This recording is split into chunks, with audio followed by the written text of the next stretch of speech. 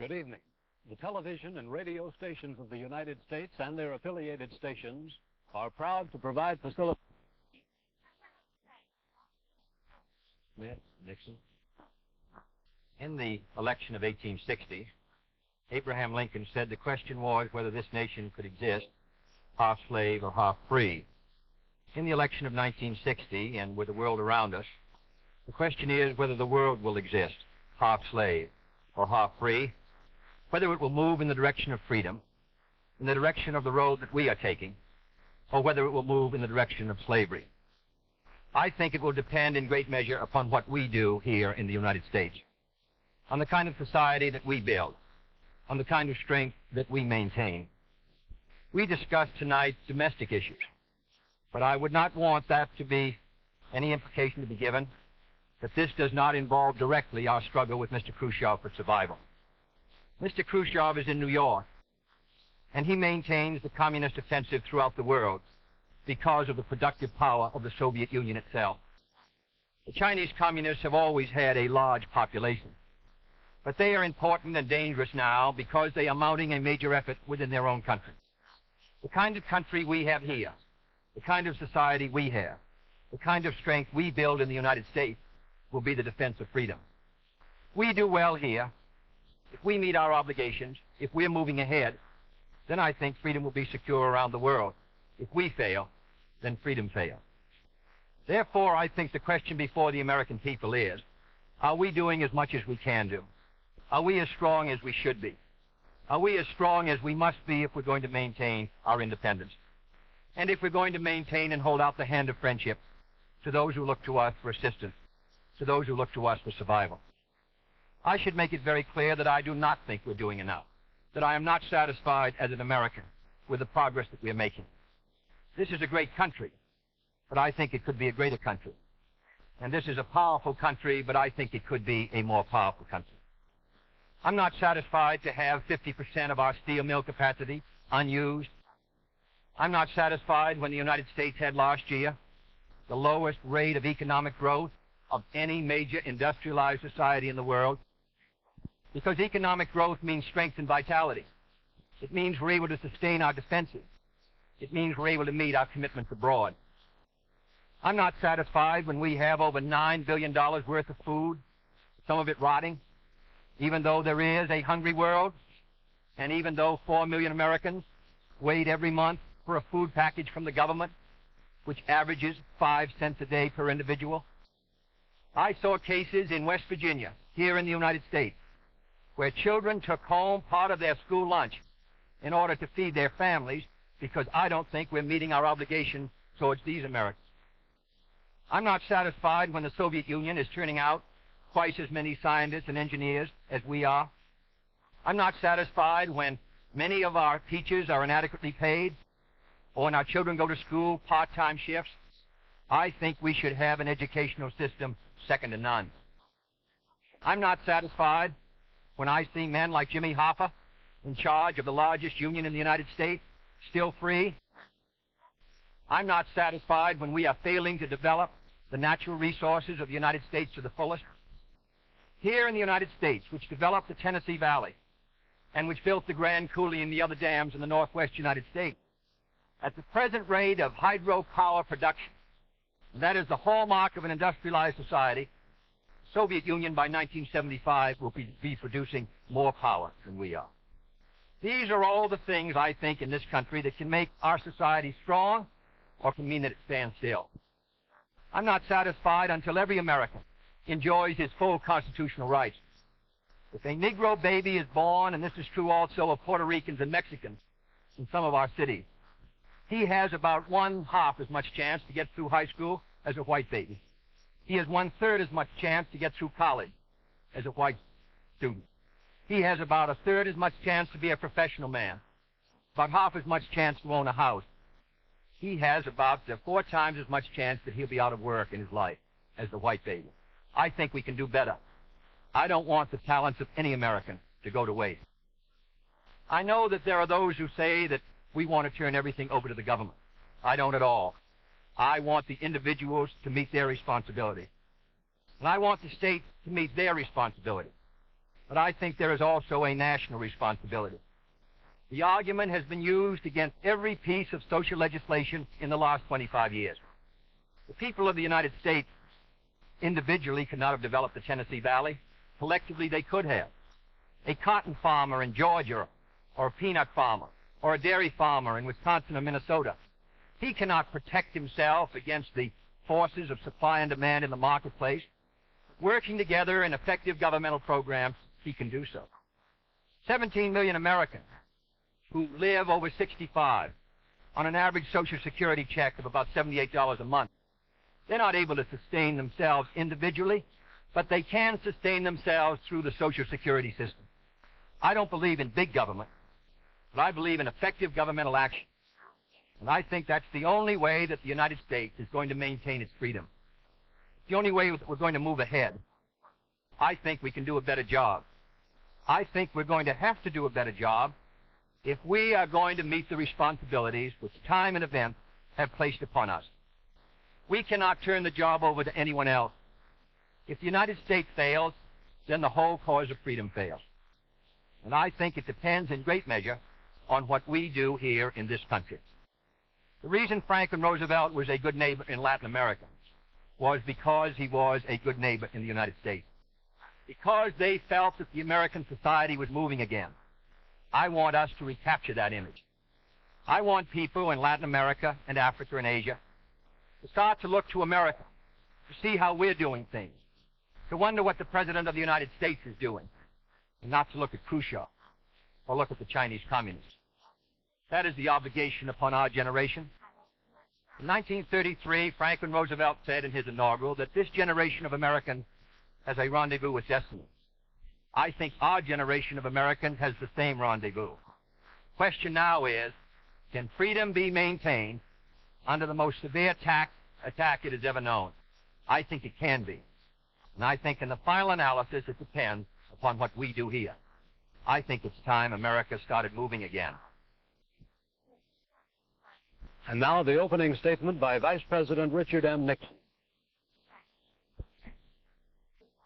Smith, Senator Kennedy. The things that Senator Kennedy has said, many of us can agree. There is no question but that we cannot discuss our internal affairs in the United States without recognizing that they have a tremendous bearing on our international position.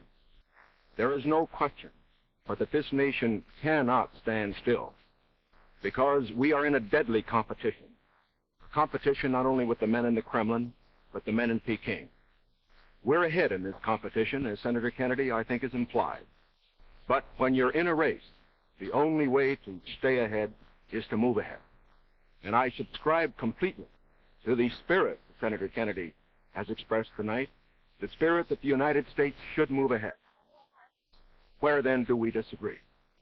I think we disagree on the implication of his remarks tonight and on the statements that he has made on many occasions during his campaign to the effect that the United States has been standing still. We heard that later. Looking then to this problem of how the United States should move ahead and where the United States is moving, I think it is well that we take the advice of a very famous campaigner. Let's look at the record. Is the United States standing still? Is it true that this administration, as Senator Kennedy has charged, has been an administration of retreat, of defeat, of stagnation? Is it true that as far as this country is concerned, in the field of electric power, in all of the fields that he has mentioned, we have not been moving ahead? Well, we have a comparison that we can make. We have the record of the Truman administration of 7.5 years and the 7.5 years of the schools.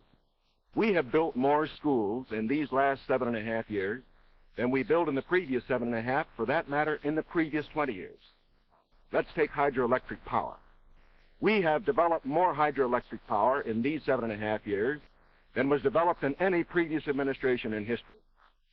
Let us take hospitals. We find that more have been built in this administration than in the previous administration.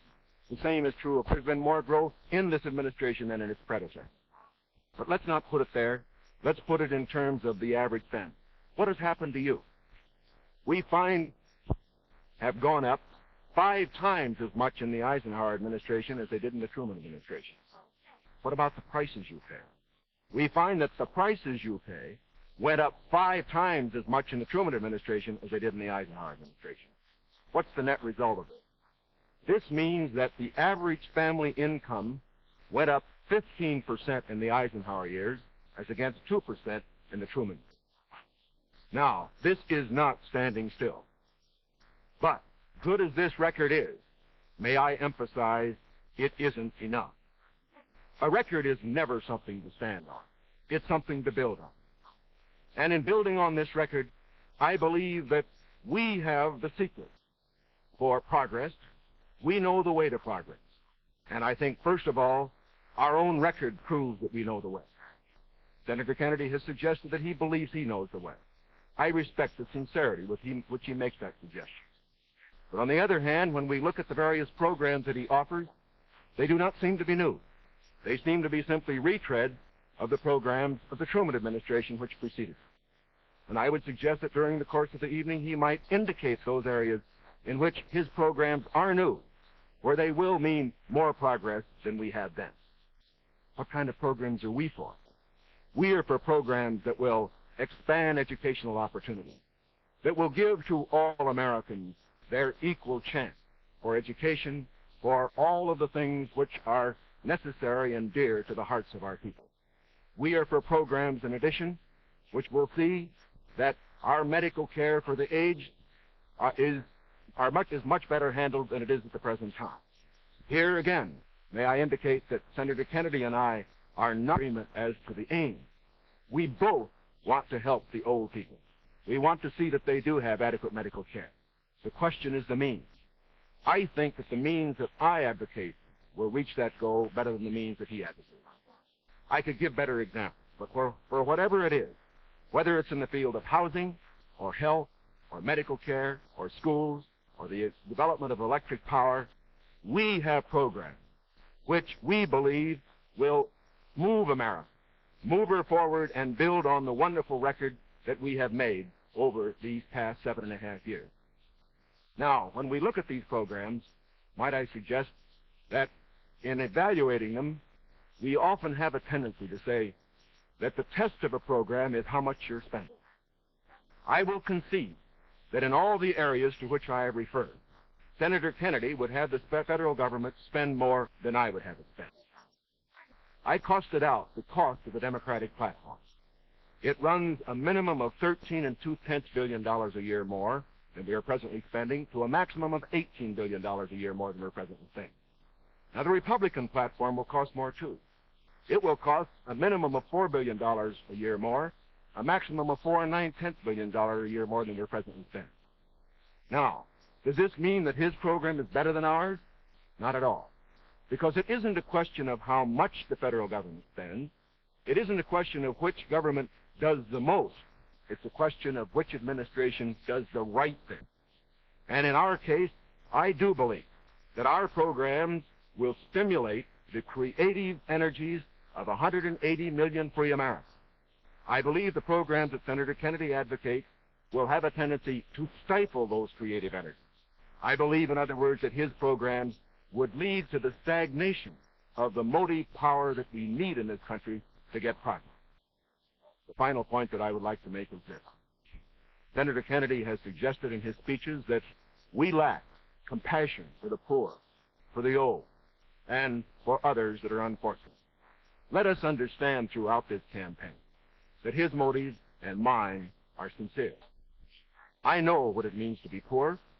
I know what it means to see people who are unemployed. I know Senator Kennedy feels as deeply about these problems as I do. But our disagreement is not about the goals for America, only about the means to reach those goals. Thank you, Mr. Nixon. That completes the opening statements, and now the candidates will answer questions or comment upon one another's answers to questions put by correspondents of the networks. The correspondents. I'm Sander Van Oker, NBC News. I'm Charles Warren, Mutual News. I'm Stuart Novin, CBS News. Bob Fleming, ABC News. First question to Senator Kennedy from Mr. Fleming. Senator, the Vice President in his campaign has said that you are naive and at times immature. He has raised the question of leadership. On this issue, why do you think people should vote for you rather than the Vice President? Well, the Vice President and I came to the Congress together. 1946, we both served in the Labor Committee.